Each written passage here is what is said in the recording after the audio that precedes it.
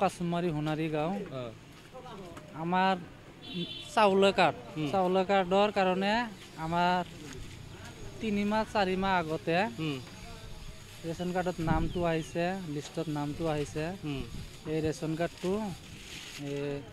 আমাৰ পঞ্চায়ত কল্যাণ পঞ্চায়তৰ প্ৰেচিডেণ্ট হাফিজুল ইছলাম, সি তাৰ দেউতা আব্দুল ৰছিদ, ইয়ে দুটাই কিবা কিবি কৰি ৰেচন কাৰ্ডটো আমাক বনাই দিয়া নাই। 15 বছৰৰ ভিতৰত আজি আহিছে। এই জানুৱাৰীত আমাৰ লগৰ আৰু 3টা 4টা কাৰ্ড আছিল, সিহঁতে কাৰ্ডটো পাইছে, কিন্তু আমি কাৰ্ডটো পোৱা নাই এতিয়ালৈকে। পইচা বিচাৰিছিল নেকি? পইচা বিচাৰিছিল, আমাৰ পৰা 300 টকা বিচাৰিছিল, আমি দিছোঁ 300কে দিছিলে। আৰু বেলেগ মানুহ আছে, সিহঁতৰ পৰা 2000 500 700। আৰু তোমালোকৰ গাঁৱৰ কিমানজন মানুহে আজি থানালৈ আহিছে? আমাৰ গাঁৱৰ পৰা ইয়াত 25 জন মানুহ আহিছে। চবৰে একে সমস্যা? চবৰে একে সমস্যা, ৰেচন কাৰ্ড পোৱা নাই, এটাও পোৱা নাই। পইচা দিছিল? পইচা দিছিল। কিমান দিছিল?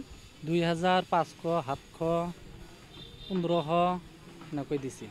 কাৰ হাতত দিছিল পইচাটো? পইচাটো তাৰ দেউতা আব্দুল ৰছিদ, প্ৰেচিডেণ্টৰ দেউতা প্ৰেচিডেণ্টৰ দেউতা আব্দুল ৰছিদ।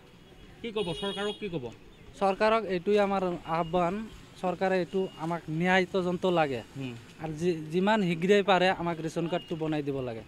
কাছমাৰী সোণাৰী। কি হৈছে সমস্যা? কি হৈছে সমস্যা? মানে আমাৰ চাউলৰ কাৰ্ডৰ, আমি যেতিয়া চৰকাৰে চাউলৰ কাৰ্ডৰ অৰ্ডাৰ কৰিল দি আছে, তেতিয়া আমি কাগজ পাতি লৈ চাপ্লাই তাত গ'লোঁ। চাপ্লাই কৈছে যে তোমাৰ পঞ্চায়তৰ প্ৰেচিডেণ্টৰ সহি লাগে।